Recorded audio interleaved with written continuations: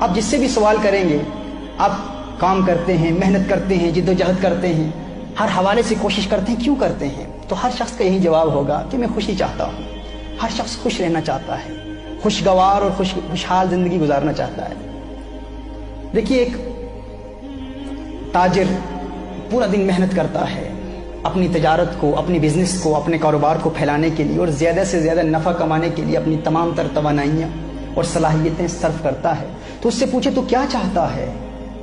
Deep down اپنے دل سے بتا کہ تیری خواہش کیا ہے، تیری تمنا کیا ہے، تیری آرزو کیا ہے، تیرا ہدف کیا ہے، تیرا موٹیو اور منتہا نظر کیا ہے، حقیقتاً تو کس چیز کا متلاشی ہے؟ وہ بھی کہے گا خوشی چاہتا ہوں۔ ایک مزدور جو پورا دن صبح سے شام تک پسینے میں شرابور ہو کر محنت و مزدوری کرتا ہے، اس سے بھی پوچھا جائے تو کیا چاہتا ہے؟ وہ بھی خوشی چاہتا ہے، وہ بھی ایک خوشحال زندگی گزارنا چاہتا ہے۔ ہر چند کے مختلف لوگ مختلف چیزوں میں خوشیاں تلاش کرتے ہیں۔ ہر شخص کی اپنی فکر ہے، اپنا نظریہ ہے۔ اگر کوئی شخص بیمار ہے تو اسے بیماری کی وجہ سے ہمیشہ پریشانی لاحق رہتی ہے، پریشان رہتا ہے بیماری کی وجہ سے۔ وہ چاہتا ہے کہ بیماری دور ہو جائے، پریشانی دور ہو جائے گی، پریشانی دور ہو جائے گی تو خوشحالی مل جائے گی۔ اسی طرح سٹوڈنٹس ہیں، انہیں ہمیشہ امتحانات میں ناکامی کا خدشہ رہتا ہے، خوف رہتا ہے کہ ناکام ہو گئے تو ناکامی پریشانی میں مبتلا کر دے گی، تو وہ چاہتے ہیں کامیابی مل جائے، تو وہ کامیابی میں خوشیاں تلاش کر رہے ہوتے ہیں۔ اسی طرح جن والدین کے اولاد نافرمان ہے، وہ چاہتے ہیں کہ وہ اولاد فرما بردار ہو جائے، وہ اولاد کی فرما برداری میں خوشیوں کے متلاشی ہیں، خوشیوں کے متمنی ہیں۔ اسی طرح اگر کچھ لوگ گھریلو ناچاکیوں اور اختلافات کا شکار ہیں تو وہ چاہتے ہیں کہ یہ تنازعات و اختلافات ختم ہو جائے تو ہمیں خوشیاں مل جائیں گی۔ اسی طرح کسی کا محبوب اس سے جدا ہو گیا ہے، کوئی پیارا جدا ہو گیا ہے تو وہ اس جدائی کو اپنی خوشیوں کا قاتل سمجھتا ہے، وہ چاہتا ہے کہ جدائی ختم ہو جائے، محبوب مل جائے، پریشانی ختم ہو جائے گی، سکون مل جائے گا، خوشیاں مل جائیں گی۔ کسی کے دشمن ہیں، دشمن کا خوف لاحق ہے، وہ دشمن پر برتری حاصل کرنا چاہتا ہے کہ کسی طرح دشمن پر برتری حاصل ہو جائے گی تو خوشی مل جائے گی۔ یعنی ہر شخص خوشی تلاش کرتا ہے، البتہ خوشی جس میں تلاش کی جا رہی ہے وہ وسائل اور اسباب اور ذرائع مختلف ہو سکتے ہیں، لیکن الٹیمیٹ گول، منتہا و نظر، ہدف سب کا ایک ہی ہے کہ خوشی مل جائے۔ یعنی انسان خوشی کا متلاشی ہے، خوشی چاہتا ہے۔ اب یہ خوشی چاہتا کون ہے؟ انسان چاہتا ہے نا خوشی۔ تو سوال یہ پیدا ہوتا ہے انسان ہے کیا؟ انسان کی تعریف کیا ہے؟ تو یاد رکھیے، انسان دو چیزوں کا مجموعہ ہے، ایک انسان کا جسم ہے اور ایک انسان کی روح ہے۔ اور حقیقی خوشی انسان کو اس وقت ملتی ہے جب انسان اپنے جسم کے تقاضے بھی پورے کر رہا ہوتا ہے اور روح کے تقاضے بھی پورے کر رہا ہوتا ہے۔ اگر آپ چاہتے ہیں نا کہ خوشی مل جائے، خوشی کہاں ملے گی، کیسے ملے گی، تو یہ جاننا ہمارے لیے ضروری ہے کہ خوشی حاصل کون کرے گا؟ خوشی انسان حاصل کرے گا نا۔ تو یہ جاننا بھی ضروری ہے انسان کیا ہے۔ انسان دو چیزوں کا مجموعہ ہے، ایک انسان کا جسم ہے اور ایک انسان کی روح ہے۔ ایک جسم ہے اور ایک انسان کی روح ہے۔ ہمیں جسم کو بھی خوش کرنا ہے اور روح کو بھی خوش کرنا ہے۔ اگر جسم کے تقاضے پورے کریں گے تو جسم خوش ہو جائے گا، روح کے تقاضے پورے کریں گے تو روح کو خوشی ملے گی۔ اب سوال یہ پیدا ہوتا ہے کہ جسم کے تقاضے کیا ہیں، روح کے تقاضے کیا ہیں؟ اللہ عز و جل جسم کے متعلق قرآن کریم میں ارشاد فرماتا ہے نا کہ اللہ عز و جل نے اس جسم کو اس مٹی سے پیدا فرمایا۔ یہ جسم کیسے بنا؟ اللہ فرماتا ہے وَمِنْ آیَاتِهِ أَنْ خَلَقَكُم مِّن تُرَابٍ۔ اللہ عز و جل کی نشانیوں میں سے ایک نشانی یہ ہے کہ اللہ عز و جل نے انسان کو اس مٹی سے پیدا کیا، اس دنیا سے پیدا کیا، اور جو جہاں سے پیدا ہوا، جو جس چیز سے بنا، وہ اسی کی طرف لوٹ کر جانے والا ہے۔ انسان اس دنیا کی مٹی سے معرض وجود میں آیا تو وہ انسان اسی دنیا کی مٹی میں ہی لوٹ کر جائے گا۔ قرآن میں خالق کائنات فرماتا ہے مِنْهَا خَلَقْنَاكُمْ وَفِيهَا نُعِيدُكُمْ، کہ ہم نے اسی سے تمہیں پیدا کیا اور اسی کی جانب تمہیں لوٹائیں گے۔ یعنی جو جہاں سے آیا ہے وہیں لوٹ کر جائے گا۔ اسی طرح اللہ عز و جل نے روح کو بھی پیدا کیا۔ اب سوال یہ پیدا ہوتا ہے یہ روح کہاں سے آئی ہے؟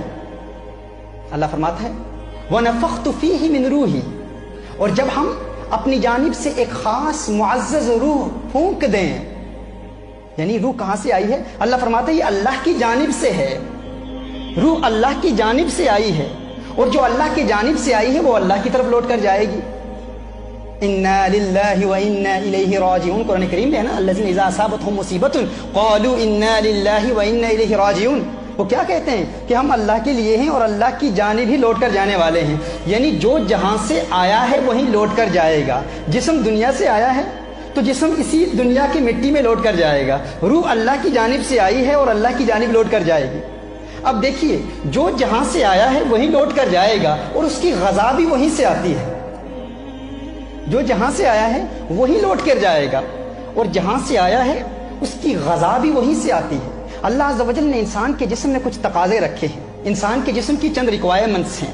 انسان چند چیزیں چاہتا ہے. مثال کے طور پر ہمیں پیاس لگتی ہے, ہم پانی چاہتے ہیں. اللہ عز و جل نے انسان کے جسم میں پیاس رکھی ہے.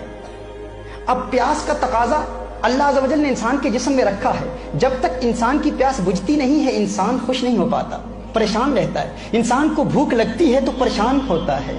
جب انسان کھانا کھا لیتا ہے تو پریشانی دور ہو جاتی ہے. ایسا ہے نا کہ جب تک انسان کھانا نہیں کھاتا انسان پریشان رہتا ہے. کھانا کھا لیتا ہے پریشانی دور ہو جاتی ہے. ہر چند کی وہ پریشانی عارضی طور پر دور ہوتی ہے, لیکن کھانا انسان کے جسم کے تقاضوں کو پورا کر رہا ہے. تو اللہ عز و جل نے انسان کے جسم میں بھی کچھ تقاضے رکھے ہیں اور اللہ عز و جل نے انسان کی روح میں بھی کچھ تقاضے رکھے ہیں. جسم کا تقاضا کیا ہے؟ جسم کو بھوک لگتی ہے, جسم کو پیاس لگتی ہے. کھانا بھوک مٹاتا ہے, پانی پیاس بجھاتا ہے. یعنی انسان کے اندر اللہ عز و جل نے انسان کے جسم میں کچھ چیزیں رکھی ہیں. انسان کے جسم کے کچھ تقاضے ہیں. جب وہ تقاضے پورے ہوتے ہیں تو عارضی طور پر انسان کو خوشی محسوس ہوتی ہے. جس طرح انسان کے جسم میں اللہ عز و جل نے چند تقاضے رکھے ہیں, اسی طرح اللہ عز و جل نے انسان کی روح میں بھی چند چیزیں رکھی ہیں. جس طرح انسان کے جسم کو پیاس لگتی ہے, بھوک لگتی ہے, اسی طرح انسان کی روح کو بھی پیاس لگتی ہے, بھوک لگتی ہے. روح بھی پیاسی ہوتی ہے, روح کو بھی بھوک لگتی ہے. جس طرح انسان کے جسم میں کچھ تقاضے ہیں اسی طرح انسان کی روح میں بھی کچھ تقاضے ہیں. لیکن ہمارا المیہ یہ ہے, ہمارا مسئلہ یہ ہے کہ ہم جب بھی پریشان ہو جاتے ہیں تو پریشانی کو دور کرنے کے لیے ہم جسم کے تقاضے پورے کرنے کی حتی الاستطاعت کوشش کرتے ہیں, لیکن روح کا تقاضا پورا کرنے کی ہم کوشش ہی نہیں کرتے. ہمیں علم ہی نہیں ہے کہ ہماری روح چاہتی کیا ہے. ہمیں اس بات کا علم ہی نہیں ہے کہ ہماری روح کا تقاضا کیا ہے, ہماری روح کی خواہش کیا ہے, ہماری روح کی تمنا کیا ہے, ہماری روح کی آرزو کیا ہے, روح کیا چاہتی ہے, روح کی خواہش کیسے پوری ہوتی ہے, روح کی پیاس کیسے بجھتی ہے. ہمیں اس بات کا علم ہی نہیں ہوتا. اور خوشی, الٹیمیٹ بلیس, حقیقی سکون, سکینہ قلب, طمانینت قلب, انر ٹرانکویلٹی, یہ انسان کو اسی صورت میں حاصل ہوتی ہے جب انسان جسم کے تقاضے بھی پورا کرے اور انسان روح کی خواہشات بھی پوری کر رہا ہو. روح کی پیاس کیسے بجھتی ہے؟ فرمایا وما ارسلناک الا رحمتا للعالمین, محبوب ہم نے نہیں بھیجا آپ کو مگر تمام جہانوں کے لیے رحمت بنا کر. یہی وہ رحمت للعالمین ہے, ان سے پیار ہو جائے روح کو سکون مل جاتا ہے. یعنی حضور اکرم صلی اللہ علیہ وآلہ وسلم کا پیار انسان کو دائمی خوشی دیتا ہے. یہی روح کی غذا ہے.